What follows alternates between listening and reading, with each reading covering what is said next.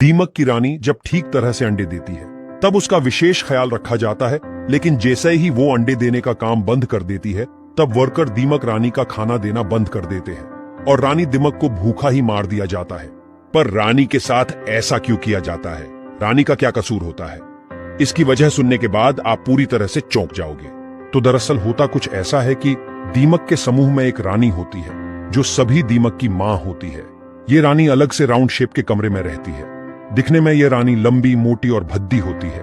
रानी 2 inch या उसे भी ज्यादा लंबी होती है, लेकिन उसका मुंह इतना छोटा होता है कि दूर से दिखाई भी नहीं देता। जबकि दीमक का राजा कद में रानी से छोटा होता है और वो रानी के आसपास ही रहता है।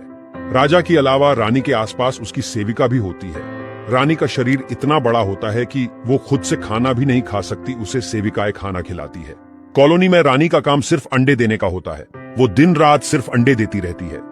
वैज्ञानिकों के संशोधन के हिसाब से रानी दीमक 1 मिनट में 60 अंडे देती है, जिसका मतलब है कि 24 घंटे में 86,000 अंडे देती है। जब रानी अंडे देती है तब वर्कर दीमक इन अंडों को ठीक से साफ करके दूसरे कमरे में रख देती है।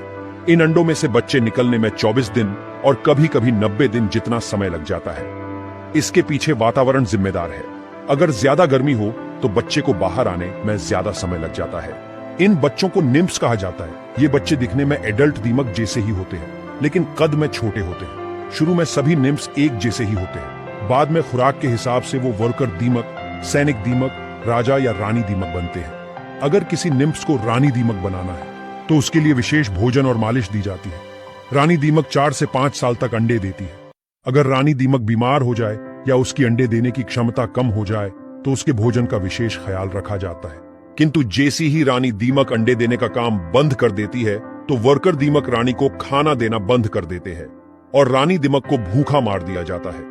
मरी हुई रानी के शरीर को दूसरी दीमक चाटने लगती है और उनके मुंह के अंदर इतना स्ट्रॉन्ग पदार्थ होता है, इससे रानी का शरीर खत्म हो जाता है। फिर होती है एक नई रानी की पसंदगी की प्रक्रिया। फिर कॉलोनी में से किसी दीमक को चुनकर उसे विशेष खुराक और मालिश देकर नई रानी बनाया जाता है। मतलब कि रानी दीमक जब तक अंडे देती है तब तक ही उसकी सेवा की जाती है। अंडे देना बंद होता है तो रानी उसके किसी काम की नहीं होती और उसको मृत्यु दी जाती है।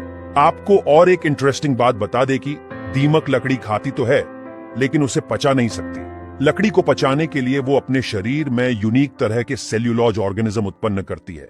ये ऑर्गेनिज्म लकड़ी को पचाने के लिए खास तरह का पदार्थ उत्पन्न करता है, जिससे दीमक को लकड़ी को पचाने में मदद मिलती है।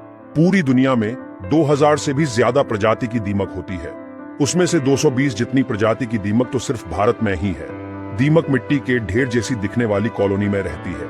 इस कॉलोनी में अलग अलग तरह की दीमक होती है, जैसे कि रानी, राजा, वर्कर, सैनिक और पंख वाली दीमक। दीमक जिस मिट्टी की कॉलोनी में रहती है उसे बनाने के लिए दीमक मिट्टी, पानी और खुद की लार का उपयोग करती है। दीमक की लार के अंदर जो पदार्थ होता है वो धूप में सूख के कड़क हो जाता है, जिसकी वजह से कॉलोनी मजबूत बनती है। दीमक के बारे में ये अनसुनी बातें कैसी लगी ये कमेंट में